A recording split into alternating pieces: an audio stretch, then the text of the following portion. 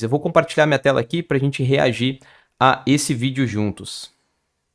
6 coisas que todo TDAH odeia. Nesse vídeo eu quero compartilhar contigo um vídeo que tem viralizado na internet e tá no TikTok, tá em várias plataformas esses tipos de vídeo, para ver o que vocês acham. E depois, reagindo ao vídeo, eu vou compartilhar qual que é a minha percepção sobre todas essas coisas que essa moça que diz que todo TDAH odeia.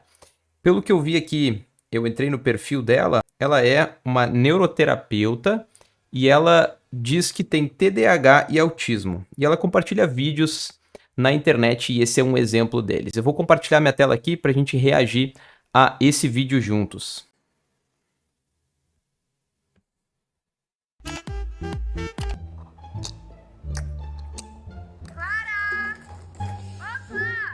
O que é? O quê?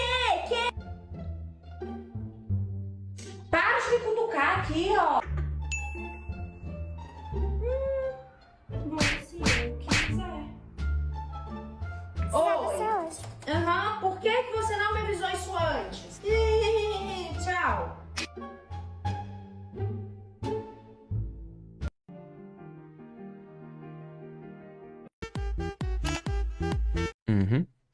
E é isso. Se vocês tiverem comentários já para mandando aqui embaixo, vou ficar feliz de poder interagir com vocês. Mas eu vou ir assistindo essas partes do vídeo e dando a minha opinião sobre isso, não baseado no que eu acho, mas baseado em evidências científicas. E no final eu vou deixar aqui nos comentários, na descrição do vídeo, as referências científicas de que eu estou utilizando para poder afirmar as coisas que eu vou falar. Ela está dizendo aqui que tem 6 coisas que todo TDAH odeia. Primeiro, barulho de gente mastigando. Bom, eu não sei por que barulho de gente mastigando iria irritar todo o TDAH. Ser interrompido no hiperfoco, também não sei por que isso ia irritar todo o TDAH. Como assim que a gente odeia esse tipo de coisa?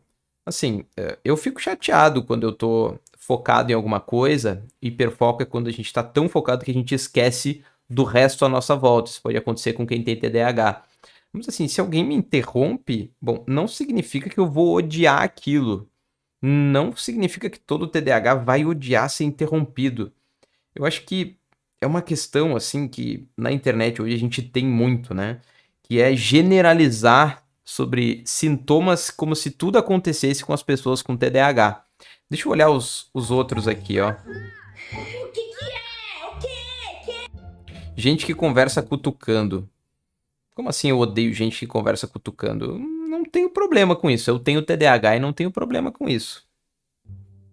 Para de me cutucar aqui, ó. Aceitar ordens. Isso não é TDAH.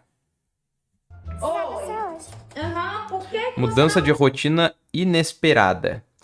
Por que uma pessoa com TDAH iria odiar mudança de rotina inesperada? Gente, isso não é característica de TDAH. avisou isso antes? Tchau. Reuniões longas e sem pautas. Aqui, bom, aí a gente pode dizer que boa parte das pessoas com TDAH realmente vão ter problemas com isso. Porque é difícil de eu regular internamente os meus impulsos, de não querer estar ali, e aí eu ter dificuldade de permanecer um longo período me concentrando em algo que pode ser monótono, que pode ser repetitivo, que não é tão interessante. Mas, de novo, não é todo o TDAH que odeia isso. Deixa eu só ver o primeiro que ela fala aqui. Barulho de gente mastigando. Sabe que, assim, a sensação que me dá é que ela tá falando de muitos sintomas que não são de TDAH, são muito mais sintomas de autismo, ó. Gente que conversa cutucando, então ser tocados, ter sensibilidade por pessoas me tocando, ou ter sensibilidade por sons, né, por exemplo, de pessoas mastigando. Para de me cutucar aqui, ó. Aceitar ordens, aqui é muito mais algo de desafio, né? Eu ter dificuldade de aceitar ordens eu ter uma característica assim opositora. Eu me desregulo mesmo quando alguém me dá alguma ordem. E eu tenho a tendência de desafiar, de não receber ordens e de não aceitar essas ordens, de não acatar certas ordens que me são dadas. E isso tem um transtorno que se chama TOD, que não é TDAH. Pessoas com TDAH podem ter problemas em aceitar ordens? Olha, podem.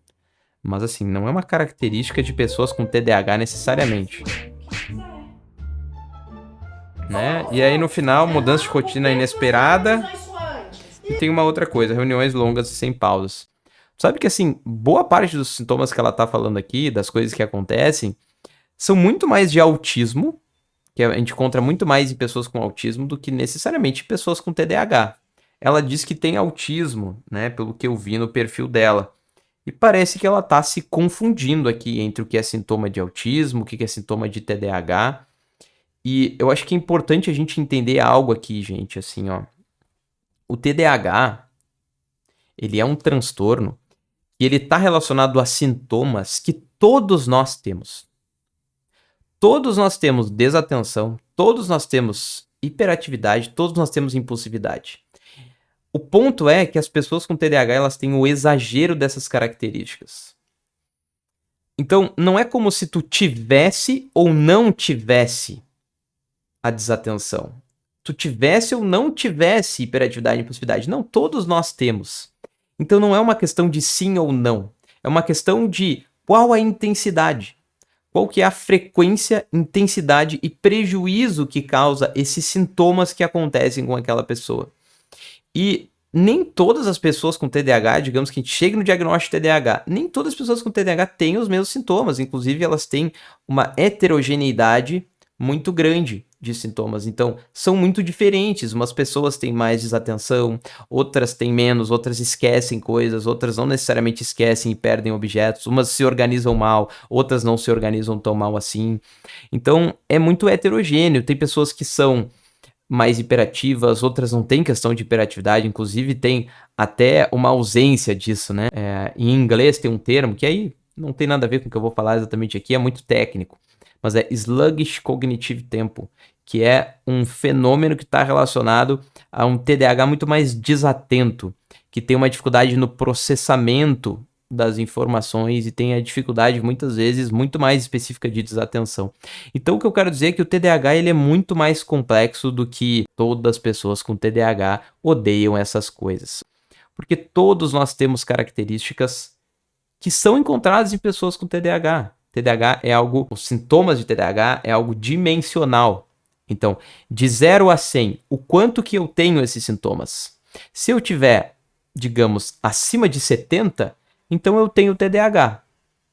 Se eu tiver abaixo de 70, eu posso ter 60, 50, 40. Tem pessoas que têm muitos sintomas, sinais que parecem de TDAH. Mas não necessariamente as pessoas têm TDAH, porque elas precisam ter prejuízo, precisa ser persistente esses sintomas. Eu vejo muitas pessoas na internet dizendo que tem TDAH, e muitas pessoas que eu recebo em consultório, pacientes, que acham que tem TDAH, a verdade é que elas têm um perfil de sinais que parecem de pessoas com TDAH, porque elas podem até ter mais sinais do que a média das pessoas. Mas não que elas tenham TDAH, porque o TDAH envolve prejuízo. Então, coisas engraçadinhas podem, se até é bom tu levar com bom humor, coisas que acontecem no dia a dia, né, de desatenção, de distração. Eu, inclusive, busco fazer isso. Eu tenho TDAH, eu busco levar com bom humor no geral. Mas o TDAH ele é muito mais complexo do que isso. E a gente simplificar tanto e generalizar tanto o TDAH como tem sido feito em vídeos de TikTok, em vídeos rápidos como esse, né? Um vídeo de 1 minuto que fala coisas que todo TDAH odeia. Acho que não tem nem 1 minuto, deve ter 30 segundos. E eu não tô dizendo que é o caso dessa moça aqui, mas tem muitas pessoas que fazem vídeos curtos e aí muitas vezes no final querem vender um produto, não são profissionais da saúde, pelo que eu vi essa pessoa aqui não é profissional da saúde. Então é muito importante que a gente tome cuidado com o tipo de conteúdo que a gente vê, com o tipo de informação que a gente acessa. Aqui não é de forma nenhuma uma crítica pessoal a essa pessoa que fez esse conteúdo, mas é uma forma de a gente alertar para que a gente tenha cuidado com o tipo de conteúdo que a gente consome e com o tipo de informação que a gente acessa na internet. E aqui a gente está falando especificamente sobre TDAH, porque como eu disse, TDAH é muito complexo, a gente precisa levar com seriedade algo que é sério e a gente precisa recomendar os tratamentos que realmente são mais adequados. Por exemplo, eu falar, que todo TDAH odeia tais coisas, e depois no final eu falar trate o TDAH 100% de forma natural, são coisas assim muito anticientíficas, honestamente. A ciência, ela indica que os tratamentos mais eficazes, eles não são naturais. Então, eu vou me basear sempre pela ciência. A gente vê muita coisa na internet e não é o caso da gente censurar essas pessoas, mas esse conteúdo aqui, ele serve para isso, para poder informar, para poder somar conteúdos que possam ajudar a gente a interpretar e saber qual tipo de coisa que a gente deve confiar e qual tipo de coisa que a gente não deve confiar. E se você está passando por dificuldades, tanto confusão de saber se tu tem algum diagnóstico e tu precisa de ajuda, ou se tu já tem diagnóstico e quer fazer um tratamento, o mais importante é busque um tratamento, busque ajuda profissional. No caso do TDAH, médicos, especialmente psiquiatras e também psicólogos, podem te ajudar tanto com o diagnóstico quanto com o tratamento. E se você tiver interesse e condições, aqui na Academia do TDAH, nós temos uma clínica com profissionais especializados para te ajudar, tanto no diagnóstico quanto no tratamento. Você pode acessar o link que está aqui na descrição e entrar em contato com a gente, que a gente vai te encaminhar para um dos nossos profissionais da equipe. Também te convido para te inscrever aqui no canal se é a sua primeira vez por aqui. Meu nome é Francisco, eu sou pessoa com TDAH, psicólogo da nossa equipe, e é um prazer estar aqui contigo. Te convido para assistir os outros vídeos aqui do canal, que a gente tem muito conteúdo, principalmente sobre TDAH adulto. Também deixa um comentário aqui dizendo o que tu achou desse vídeo e vamos compartilhar e interagir, ter informações aqui, trocar experiências nos comentários. Deixa uma curtida nesse vídeo para ele alcançar mais pessoas e eu te espero no nosso próximo vídeo aqui na Academia do TDAH.